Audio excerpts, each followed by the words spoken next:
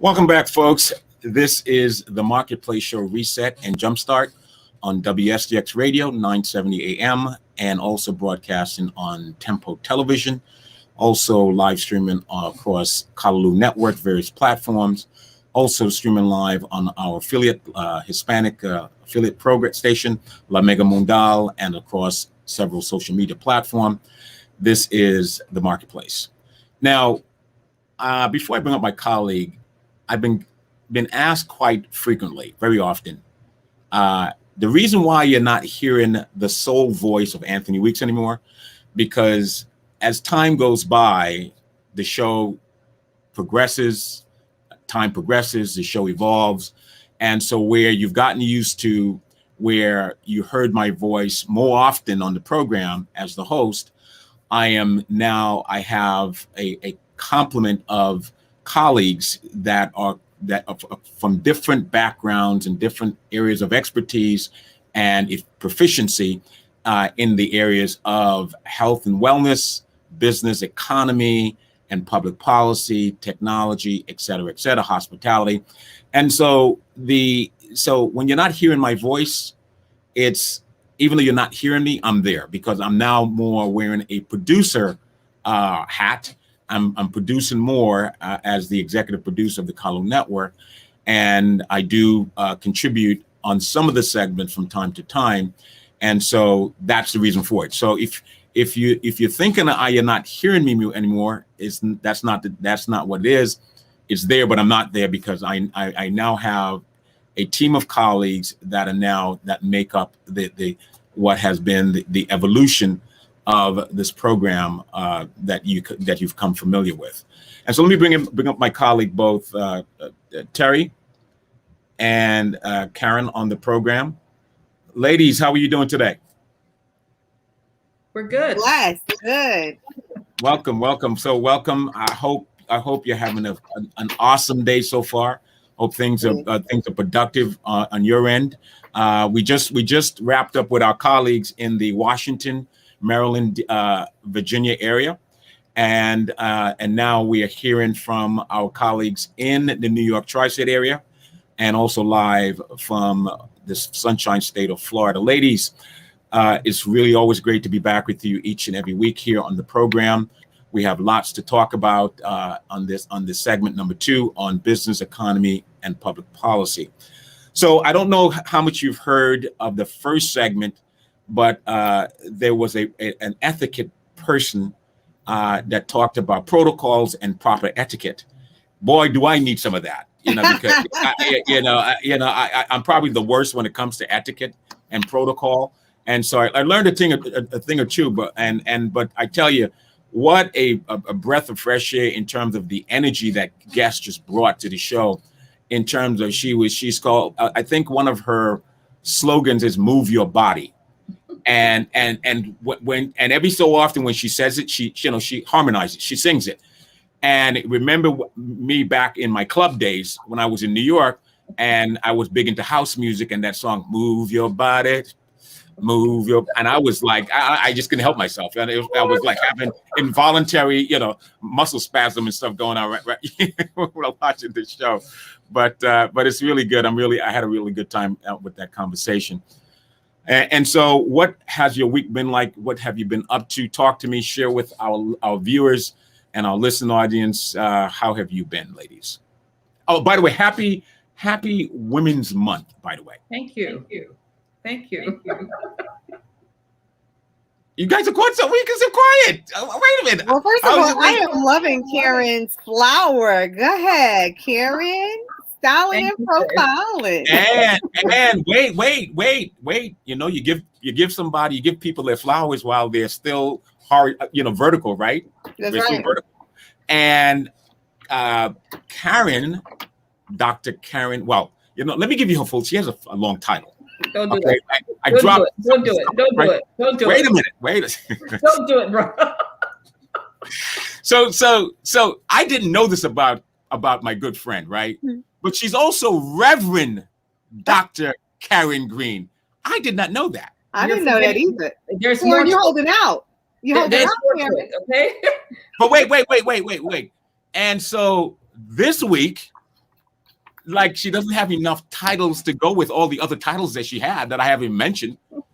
She's just been honored and have been officially awarded one of the chairperson of the Florida Democratic Party. Congratulations. Woman, listen, this woman is like, talk about superwoman. That's right. Who's that artist that sang that? Is it Karen White? Superwoman? Yes, it was. You ladies are just like, you guys are like super duper heroes, man. I mean, you guys are just rocking it. So congratulations. I celebrate you, my sister Terry. I celebrate you this month for all the work you've done in New York City, the tri-states, in the territories and across the globe, and making sure that there is independence, economic wellness, and small businesses strive because of your participation and education. Thank you for all. And she's about to come out the gate.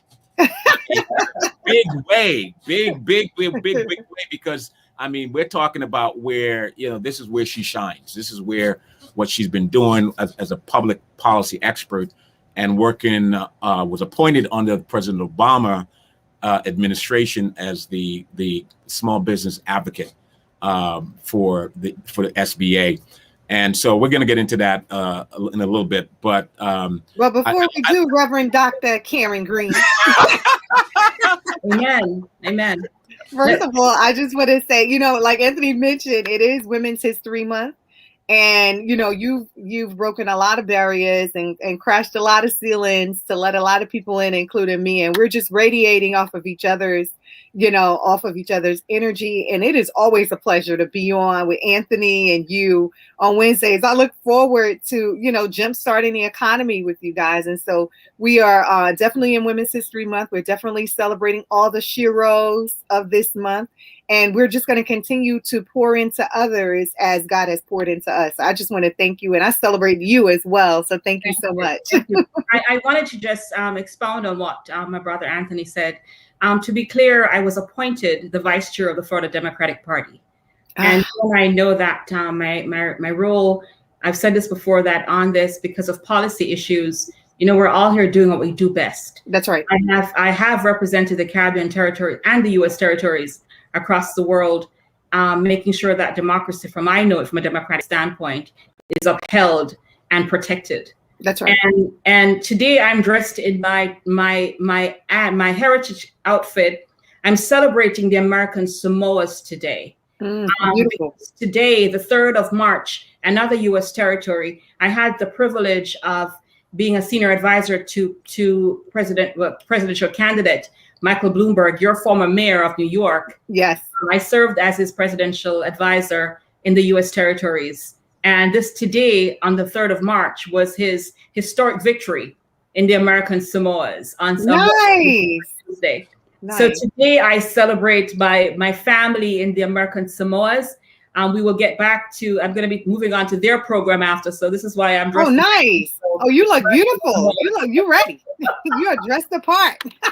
Thank you, guys. Thank you for all the love. We're going to make this happen. I know today's focus is on prosperity, Anthony, and I look forward to diving into this topic. Absolutely. Yeah, absolutely. And our colleague Linda she's like, she's eavesdropping. I just wanted to share her comment. It said outstanding. Thank you, Linda, for your wonderful comments about the show so far. And so, yes, it is prosperity. We have we spent some time, and the timing is so great because of the announcement we're making today. Yes. Around the issue of prosperity in terms of economic equity and parity in terms of how do we create and spread the wealth. But we'll get into that in a minute. But I want to just say that the issue of prosperity should be a concept that should be a shared concept across the spectrum. For too long, we've seen an injustice and inequity of wealth, and the disparity and the inequity of wealth in this country. Being the richest country in the world with the largest economy in the world, when you think of when you think of the combined North America, Central America, South America, and the Caribbean, the U.S. by itself, prior to the pandemic, the U.S. economy was, I think, hovered around it's a 20-something trillion dollars. Mm-hmm. A crazy number. That's right. 20-something trillion dollars. But then when you combine that with the rest of the Americas, South America, Central America, and the Caribbean, collectively, we're talking about a combined GDP, gross domestic product, of $30 trillion. Mm-hmm. Mm-hmm. So when you hear folks talk about in the next, when you project in the next 20 years, they're saying China is going to bypass and exceed us just by sheer population. But China is in the Far East and we're in the West. Mm-hmm. And so if we stick as a country, if we are serious about cooperation and collaboration in the exchange of trade and economic policy, we can preserve the wealth and shared prosperity throughout the region. And this is why this show exists. This is why the Marketplace show exists, Jumpstart Economy exists, because we're going to change the trajectory. We're going to change the paradigm of how we address these issues. Because I'm a firm believer, while public policy is the aggregator and that fosters the environment for the kind of economic prosperity we're talking about, because clearly it takes the right formula and mixture of public policy to incentivize, to stimulate the private sector. If we continue to do the things that we need to do on a federal level, on a state level, and on a territorial level, that it's inevitable that we're going to create the kind of prosperity that we're going to talk about today. And in this document, which is that is a part of the spirit of the U.S. strategy engagement in the Caribbean, it speaks to prosperity, and prosperity runs. I mean, there's several points, and we're going to touch on those. But before we get into that, I want to announce today, ladies, I'm really excited. And our colleagues before that, they were really pleased that we now have the ability, when we talk about where we want to partner with policymakers, with government, but more important, we want to partner with small businesses, Mm-hmm. Main Street, local business, minority business, women businesses.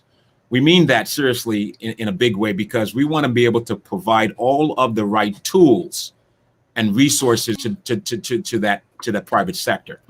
And we have news that we're going to share with you today, and going forward, we now are going to make it possible for when you want to apply for an SBA Paycheck Protection Program loan, better known as PPP. We are now a lender partner in that process. That's right. We're now going to facilitate where when you as a business person, whether you are a proprietor, a sole proprietor, a partnership, a corporation, a company, mom and pop, small business, local business, women-owned business, minority business, whatever you are, that you're going to be able to come to us, and we'll be able to have you apply to get funding for the Paycheck Protection Program loan. And the reason why this is so important is because our colleague Terry, like I said, Yeah. she served on President Obama administration as in her appointment with the president as the Small Business Administration advocate for the SBA. And so she brings a wealth of knowledge and experience and know-how to that process. So I'm looking to us really successfully rolling out and implementing our funding, our lending program here on the marketplace and Jumpstart to be able to help you, the businesses that are out there. And we're going to be able to do this. We're going to be able to do this throughout the 50 United States, throughout the United States. So no matter where you are in the country, you'll be able to come to us and apply for the PPP loan. And so if you want to learn more about that, please go to pppmoney.loan. That's www.pppmoney.loan, or you can go to www.pppapplication.info. www.pppapplication.info. And so we're just making the announcement this week, but we're gonna do a serious rollout. We're gonna do a deep dive.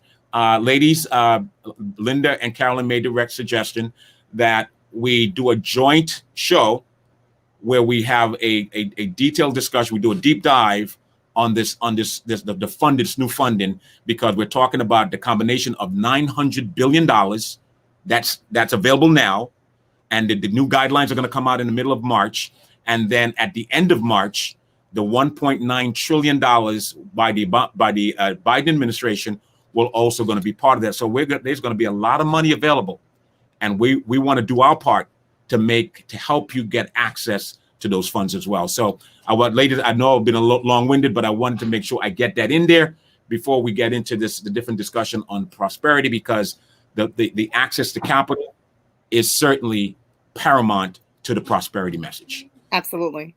Absolutely. One other thing I wanted to add, I mean, the rules have changed. And one thing about this particular loan is that nonprofits can also apply for the loan, which is really important, right?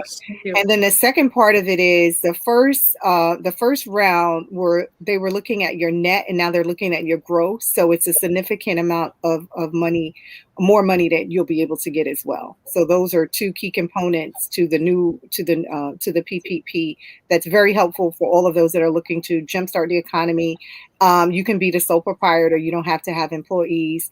And there's, we're going to, as we roll it out on this show, we'll give you even more details. But I encourage you to go to sba.gov and look at the application. It is available, and let us work with you to make sure that we're building wealth together. Absolutely. Thank you, Terry. I'm sorry. Yeah, go ahead, Karen. No, I was about to add. And thank you for referring to the nonprofits, because as you know, the first part of this process did not necessarily afford many of our nonprofits to be participating.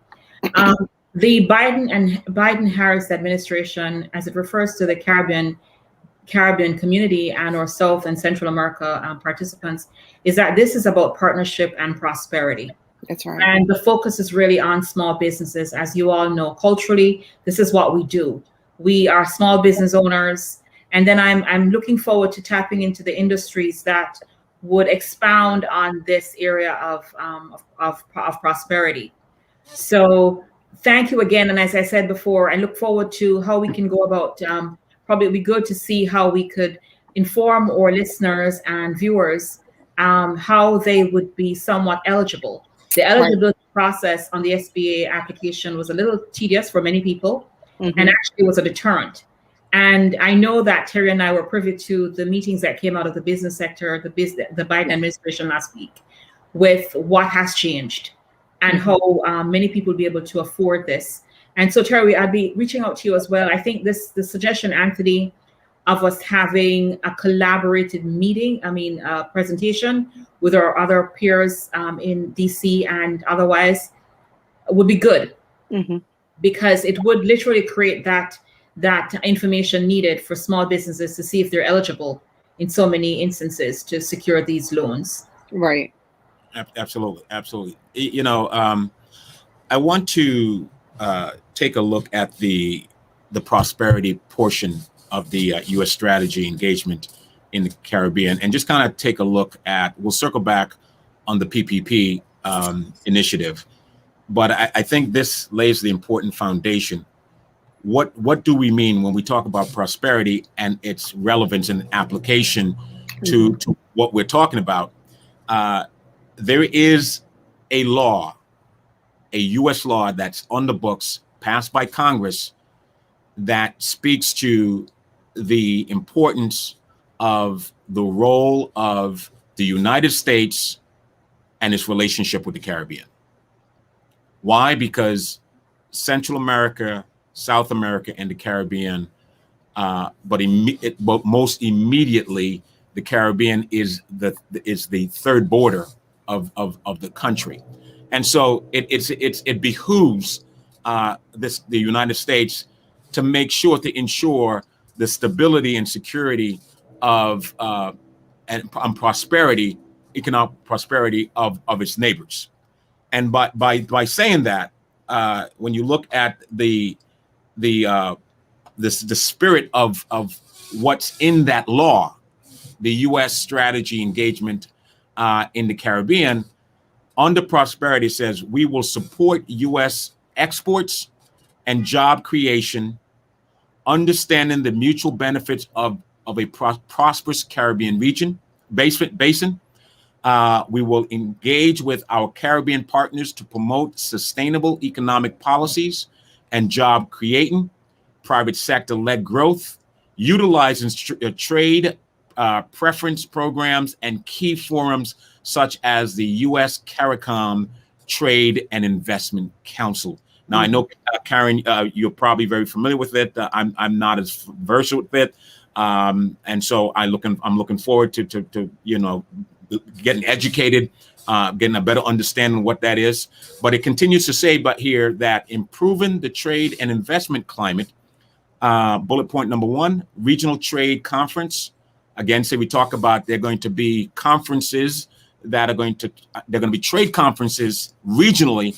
That says here we will hold trade and investment conference with Caribbean countries, focus on increasing bilateral trade and improving the region's investment climate and regulatory environment. The Virgin Islands is domiciled in the archipelago called the Caribbean. I'm going to say this again. The U.S. Virgin Islands is domiciled in the archipelago. I couldn't get it out there. Which is, we are neighbors with our Caribbean neighbors, the islands. So yes, we are the United States, but we're very much Caribbean. We have a role to play in this process, where we need to be a host venue of when we call to meetings, when meetings are called. We need to be able to have our delegate to Congress, our Congresswoman Stacey Plaskett, and the Brian Roach administration proactively involved in saying, what role can we play to help facilitate the implementation of these policy, because we need to be at the table. And so when they talk about regional trade conferences, while these trade conferences are going to take place throughout the different islands, we, the Virgin Islands, need to step up and be host to some of these trade conferences. Ladies, I don't know what your position is on that, but you can certainly jump in on that. So I'm extremely excited about the policies of prosperity for the Caribbean region. As you all know, I'm a Jamaican by birth, and what happens is that each island, I think we're going to have to identify the prosperity exchanges as described in that document. Each island has a resource of different wealth. And for example, this week, coming out of Jamaica, as you all know, we lost the last whaler. Yes. The last Bunny Whaler passed away yesterday. Yeah. The last of the Bob Marley and the Whalers, the original Whalers, passed away yesterday.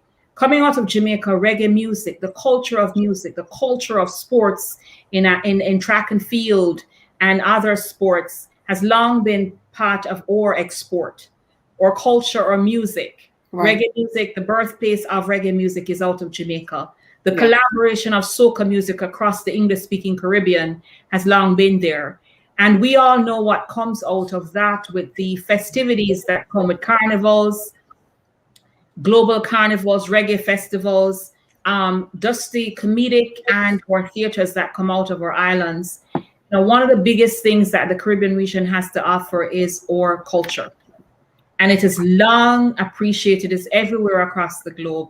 It's in our culinary experience. It's in our food, our jerks, or callaloo's, or everything we offer as food, as well as our music and our rums and our cakes. So let us be clear that it is important for us to recognize that there is commerce in our culture, even outside of our scientific and academic contributions across the globe. So I think also going forward, Terry, I think what we could probably do is list in our PPP recommendations. This is just a suggestion because you're the economist and the small business guru in this pack.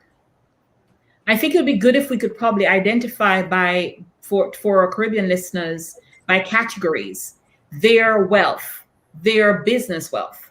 Be it in the document, it shows tourism, it shows agriculture. Yes. Another big part of that is the fact that, again, I'm a Jamaican, I can't help it. I'm from marijuana heaven. We have long been selling, ganja has been linked with our reggae music, but it's also medicinal.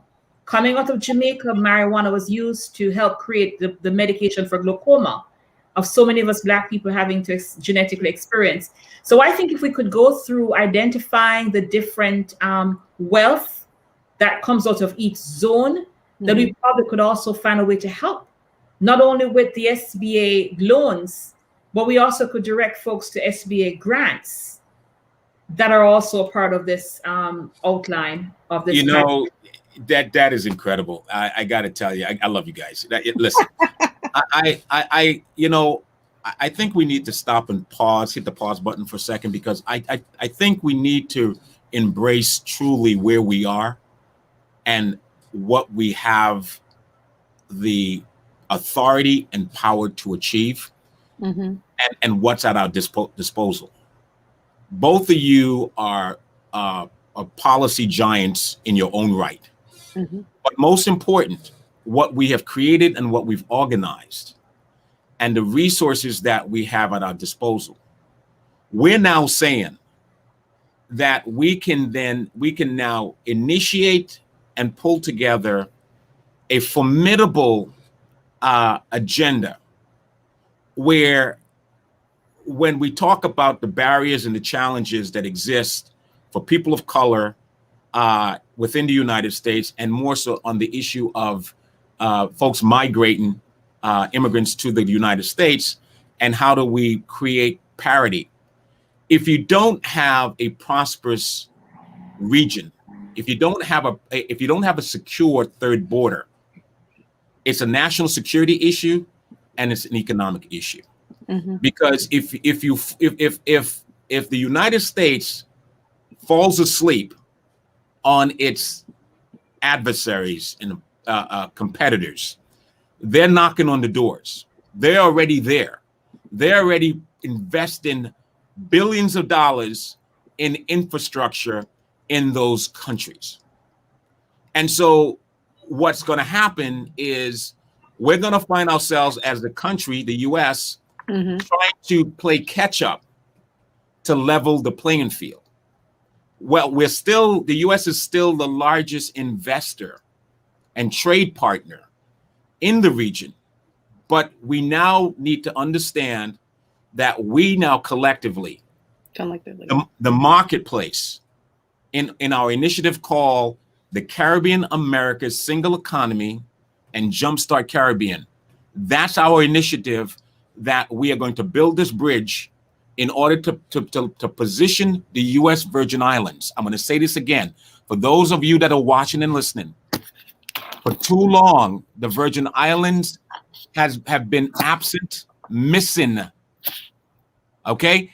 And so we need to understand that what we've done now, we've pulled together the human capital, the expertise, and the resources at the disposal of those who are going to make the decision as to what affects us and our neighbors. Absolutely. And so I wanted to be able to share that, ladies, because I really, the power of that should not escape us. And we need to be able to drill down on what we have, because we have tremendous resources, and we're going to be able to empower the Caribbean American region or the Caribbean American community, as well as the Caribbean basin, in terms of what we're able to do in making available the resources that we're talking about. Anthony, I just need to interject for a minute before you speak, Terry. I'm sorry. No. You know, one of the most wonderful things we have right now is that one of the most voiced, most brilliant members of Congress represents the U.S. territory, Stacey Plaskett, who is on the Ways and Means Committee. I know she's an ear, and I know she's going to be making sure that this is represented. You know, right now we're looking at the Puerto Rico, your neighboring territory, looking at statehood this week. We see the conversations going on. Yeah. I can actually say this, that having worked alongside your congresswoman, your representative rather, you know, she is about business. Mm-hmm. And right now, unlike other times, I don't think there's ever been a time when the U.S. Virgin Islands has had a person who has represented us so well, not just the territories, but Black people on a whole, Black women, this month particularly. So I think, as Terry has always said, let's talk to our leaders. Let's see how we can partner in this region. And just before I hand over to you, Terry, I think another part of what we need to identify too is Caribbean people have long been seen as service industry wealth. Yes. The reality is that this Caribbean basin in the world has so many other natural resources. Mm-hmm. We heard last week there is oil in the Caribbean. Mm-hmm. There is agricultural wealth in the Caribbean. There is bauxite in the Caribbean. There are so many other things. There is sun in the Caribbean. That's right. There's agricultural wealth in the soil. We have 12 months a year in agricultural possibilities. And so these are all wealth. This is all prosperity overlooked. Mm-hmm. And so we're going to have to tap into those industries and areas of commerce to really make this a success prosperity initiative for the Biden-Harris administration. Absolutely. So I'm going to say, Karen, you're spot on, right? As always, right? And Anthony, thank you so much. I think that right now is the time. And I always talk about we're at the table. We have an opportunity to make some significant changes in the difference of how the U.S. Virgin Island is treated. We're at the table now. We have an opportunity. We have a leader that is, you know, ready, willing, and able to make sure that we're pushing the envelope and getting things done for the Virgin Islands. Karen, I think it's an excellent idea to include some of those resources in our agenda to make sure that we're tapping into those small businesses that actually need the help the most, because we're you know, there's money on the ground, and we want to make sure that the industries that we are a part of in the Virgin Islands and in the Caribbean, in the territories are getting the services that they need, or getting the money on the ground, and more importantly, the technical support, right? So the Small Business Administration is in the Virgin Islands. They have an office in the Virgin Islands with the SBDC.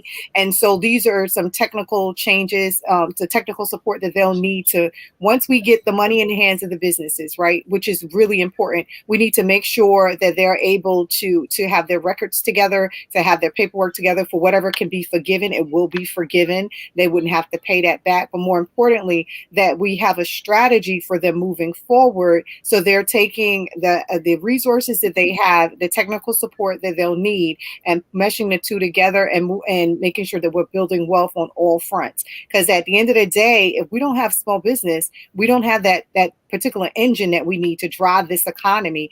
And like you said, Karen, there's so many natural resources that if we tap into those natural resources in a way that we can now, with the Biden-Harris administration being so pro-business, we can really take it to the next level. And so, Anthony, you know, this information about being being able to do the loans, the Paycheck Protection Program loans right here on the marketplace, you know, having Karen, who is, you know, understands policy like no other, sat at the table with the leaders and is able to tap into some of those relationships and make sure that we're getting all the information we need so that the policy side of it can come together with the resource side of it. Because that's what we're doing. We're starting the economy, right, in the marketplace. And this is the way we're going to do it. And I'm just excited. I'm excited about this opportunity. I look forward to pulling together an agenda of some of the needs. We're going to look at the barriers. I'm solution-based, right? So we'll look at the barriers, but we're also going to look at some of the best practices, as Karen is talking about, and some of the big ideas that, Anthony, quite frankly, comes out of obstacles, opportunities coming. So we're going to really take it to the next level with these businesses. And anyone that's listening to us, continue to listen on the marketplace, share it with individuals, and understand that we're here to help you get the tools, the tips, the resources, and the nuggets to take it to the next level. So I'm glad to be a part of the conversation. On that note, this is a perfect segue to take our break, and we'll take a break here on the business, economy, and public policy. We'll be right back. Thank you. PPP became the gap. Seriously, the line between open and close. Hi, I'm Randy Wistoff, Director of the Kansas City Zoo. We were able to receive a PPP loan through working with a local bank. The SBA loan has helped us at the perfect time to be able to make payroll. The PPP loan helped us in a way where we did not have to sacrifice our personal savings. Thanks to PPP loans, Group Living is able to continue providing needed services to people who have a mental disability. Hi, this is Claire Otto with Sugar Divas Cakery. PPP money has helped us bring the entire team back. So with the PPP loan, what it's done is it's really helped us keep our pivot going and keep our people working. The PPP has certainly helped stabilize this company. It has allowed us to be sure that each employee would receive his or her normal take-home pay so that they're able to carry on with their lives. Hi, my name is Chris Ayers, and I'm the president of A-List Limousine and Transportation. Because of the SBA loan, we were able to bring most of our employees back. We're excited to say that we're making a difference in our community. Long story short, PPP came along, allowed us to bring back furloughed workers. The PPP loan helped us expedite the process of bringing our weekend employees back quickly, so they were only out for a month. We're happy to report the zoo is open again. We couldn't have done this without the help of the SBA and the PPP loan. It relieved the pressure off of having to meet a certain sales goal. Things just popped quick. We now have up to 13 people working, and that is within, I'm going to say, about a 7-day period. And we're able to do that because of the PPP. We were able to keep all of our staff thanks to the PPP loan that we were able to secure. The PPP loan, we applied for it and we got, which has been incredibly helpful. Once the PPP came in, I was super excited because the funds were there to take care of staff. The PPP coming in was a huge release. And so if not for the PPP, we would have really suffered. It would have been horrible. We were able to bring back dozens of employees much earlier than, had we not had PPP. Yeah, if it wasn't for that program, I don't know where we would be right now.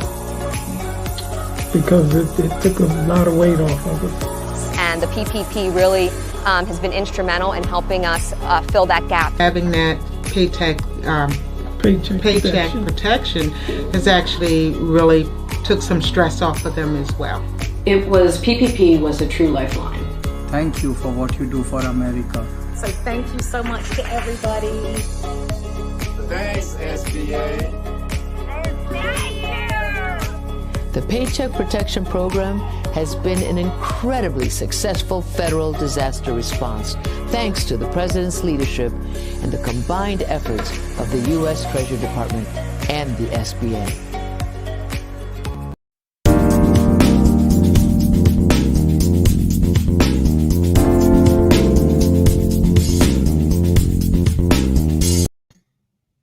All right, folks, we are back, and we took a nice little break there for a second there.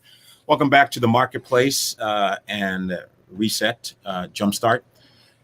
My colleagues, Dr. Karen Green and Terry Coxum. We are discussing the portion of the U.S. strategy engagement in the Caribbean on prosperity. One of the other bullet points on the prosperity speaks to when it talks about improving trade and investment climate, promoting U.S. exports. We will use the Direct Line program to highlight U.S. exports and investment opportunities. Mm-hmm. Next, we have the category of supporting business and infrastructure development. I kind of touched on that a little earlier. The first one says, and which we're talking about right now, small business development to increase private sector job growth and create new markets for U.S. businesses. We will advance the growth. And when it says we, this is the United States of America, the United States government. We will advance the growth and formalization of small and medium-sized enterprises and seek opportunities to empower women and youth entrepreneurs. Next bullet point, connectivity. We will help expand internet access in the Caribbean by increasing engagement with policy and regulatory authorities, as well as U.S. information technology leaders to promote broadband development and deployment. The other bullet point is agriculture. I believe Karen mentioned agriculture. Agriculture, we will support compliance with regulation and standards to increase agriculture trade and improve food safety for U.S. consumers. The reason this is important, we have not, in the United States Virgin Islands, while there is a romance and a, if you will, desire to have a greater a viable agriculture industry, we still have a long way to go. But imagine if we do this right. That's right. We're not just talking with this policy. We're not just talking about making it possible to develop a viable agriculture industry for the U.S. Virgin Islands from a food national security point of view where we can feed ourselves, but then we are able to take the surplus and export that surplus to the rest of the Caribbean region. So we now create an external market to be able to now grow and export the food through our neighbors as well, with the help of the U.S. Department of Agriculture and its local office here in the Virgin Islands to be able to do that using this policy, the U.S. strategy engagement in the Caribbean, which is law. And then you have open skies. This one is so critical because the costs prior to the pandemic, the cost of in terms of affordability, convenience, and accessibility was problematic in terms of open sky. Okay, open skies speaks to we will work to conclude more open skies agreement with Caribbean nations by the end of 2020. Obviously, the pandemic changed all of that and to kind of threw that out of the window to facilitate travel and commerce. In other words, more direct flights. That's right. More direct flights to and from direct cities in the U.S. with other Caribbean islands. And again, I sound like a broken record, but the Virgin Islands can be a hub for that open sky call. I believe it's called. I'm having a senior moment. It'll come back to me. But anyway, that we can play an important role with the Freedom of the Air Act, where we can play a role because we have the infrastructure. St. Croix has the second longest runway in the United States, not the airport. We're not talking the largest airport. We're talking the length of an airport strip, 10,000 feet.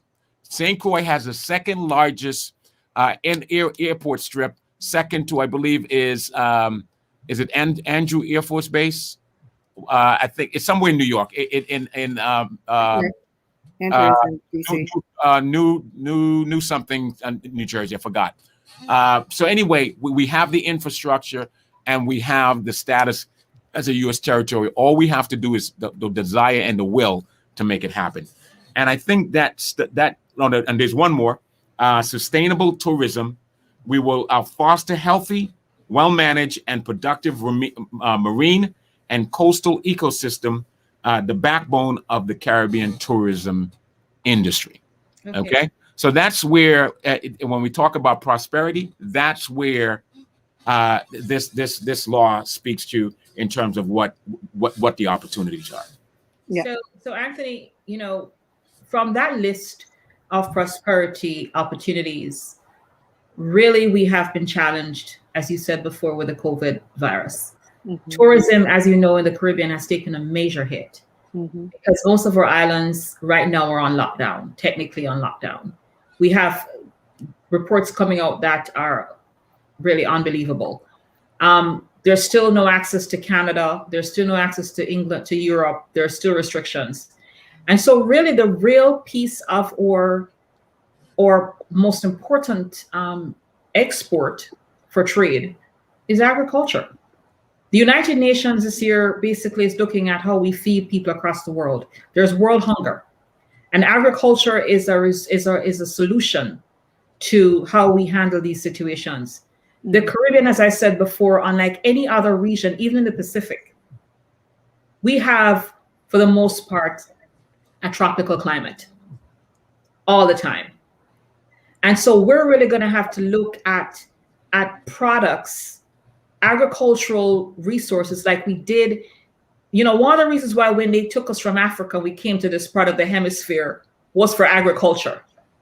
They brought us here when they took us from Africa, it was because they wanted us to till the soil. And the reality is that in the Caribbean was the first stop. So we still have the soil that did the banana, did the sugarcane, did the stuff, and right now have the best strain of marijuana for export and have the best strain of hemp land to do this kind of products as well. And Anthony, just so you're aware too, one of the most wonderful pieces of the Caribbean, of the U.S. Virgin Islands and Puerto Rico, is that, remember, we have Pacific U.S. territories as well. And they're looking, you guys don't have an opportunity to literally steer the ship with your fiber optics for technology. And as you said before, technology, as well as you mentioned, Terry, science is also a major part of our commerce. I can tell you right now, the Northern Mariana Islands, the American Samoas, the other islands there, they also are looking at the PPP opportunities too, because agriculture needs to be re-energized. I'll just give you 1 minute on that point. Many years ago, after World War II, the Pacific, particularly in the American Samoas, that was a striving industry of agriculture. Things changed.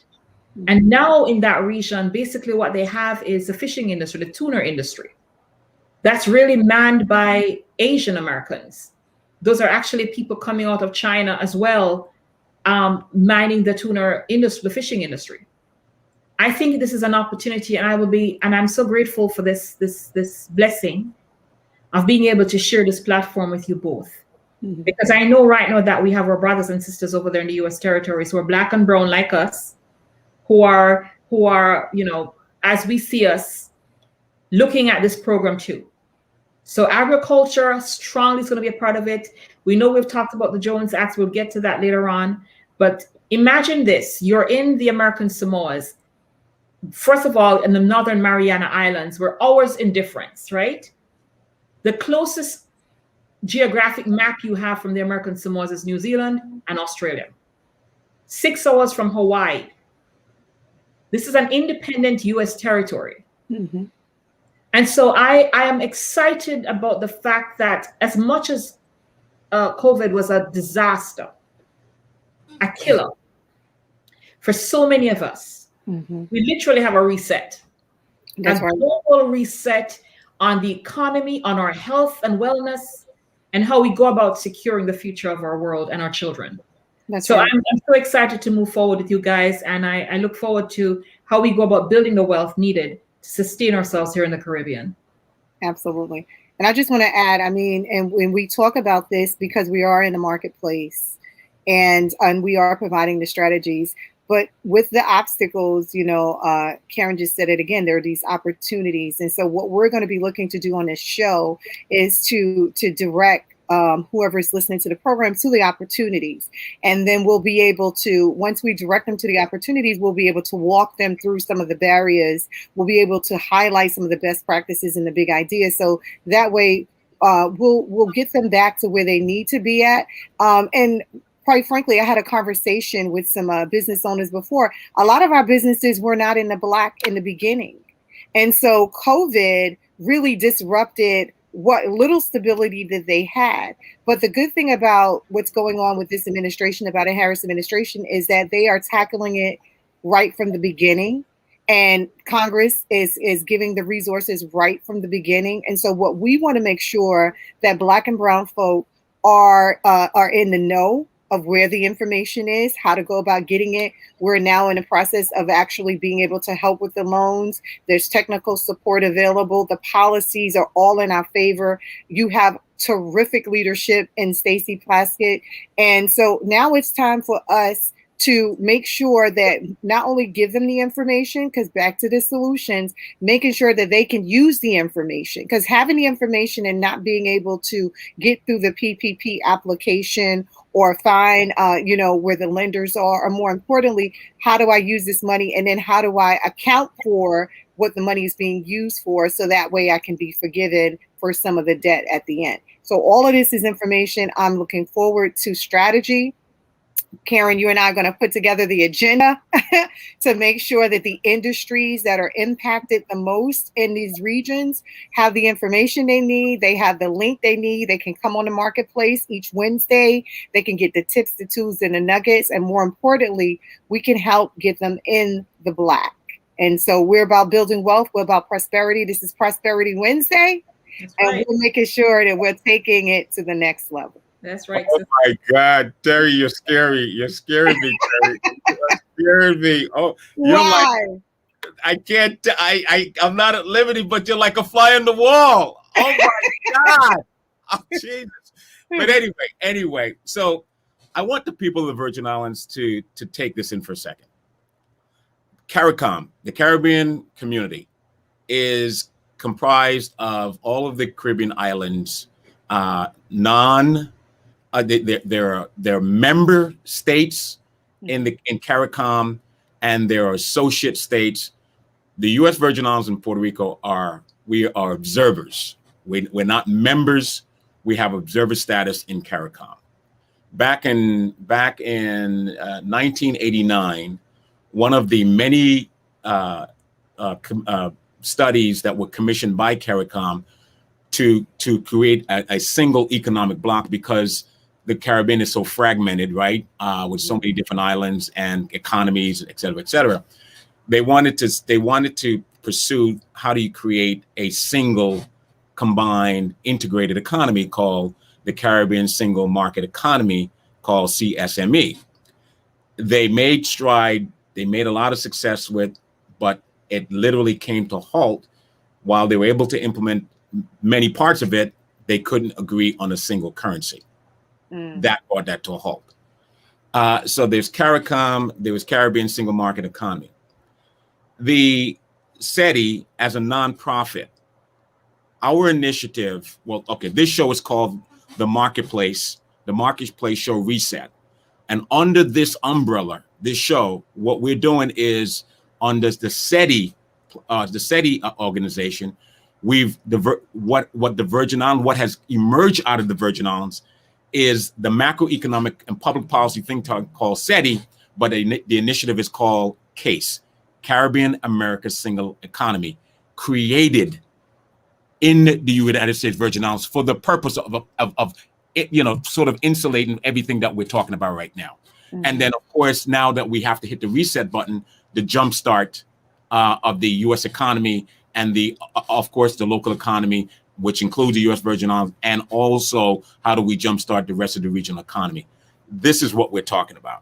Yeah. And so the road ahead of us is an exciting road, lots of work to be done.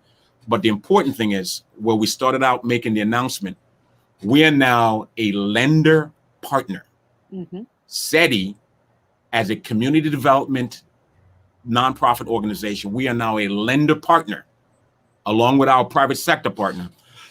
We are a lender partner where we now can make will provide you, make available to you the Paycheck Protection Program loan, the PPP. And so we invite you, going forward, we're going to take a deep dive on this, but for today's show, an announcement introduction, simply go to www.ppapplication.info, www.ppapplication.info, or www.ppmoney.loan, www.ppmoney.loan. And so the ladies that you're hearing there, Terry is responsible for, she's our correspondent, our colleague responsible for the New York tri-state area, New York, New Jersey, Connecticut.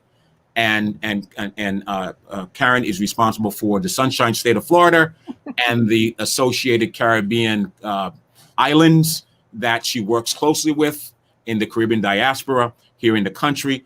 And so we're going to make every tool available to make sure that these ladies are going to have the financial tools and resources to make the monies of the $1.9 trillion that's going to be approved at the end of March, but certainly the one that's right now available, which is the $900 billion to stimulate the economy here in the United States. And ladies, any closing remark? I know we have a couple minutes left. Linda wrote something on the chat about just making sure that that the listeners understand the roadmap to take advantage of the programs. And that's very much what we've been talking about. We've been kind of laying out the roadmap of information that's available. This is just an introductory to what we'll be doing moving forward. We're going to be working on an agenda, making sure industries are definitely included so that we are able to build wealth. And we're all excited about the possibilities, and we're looking forward to just moving forward and giving you the tools, the tips, the roadmap, as Linda put it, so that you're able to go out and get the resources that are available to you. So it's an exciting time. I think I also asked that, Anthony, we probably should inform our viewers of the remaining document that we've gone through security, we've gone through diplomacy, we're right now dealing with prosperity. I think we have two other topics to go through. Energy is the next one. Right. Once we've gone through the agenda of our document, then we would get into the nitty-gritty, the exploration and the process of where we go further. Because we did talk about the 100 days of this administration, how we'd collaborate and how we would participate with our leaders to get things done. This is just awesome, as always. We will make sure that we support our listeners across the region in securing the prosperity and partnership that this administration is proposing. Absolutely. So ladies, are you ready for this ride? I mean, we're talking about incredible, awesome responsibility for making the kind of capital funding available in your respective region and state. And there's a lot of money that we're going to be stewards for, and I'm really excited and looking forward to your leadership in making sure that we get the money to everyone that needs it. That's right. And this time around, we kind of stumbled with the first go around with the PPP. Now we have to get it right.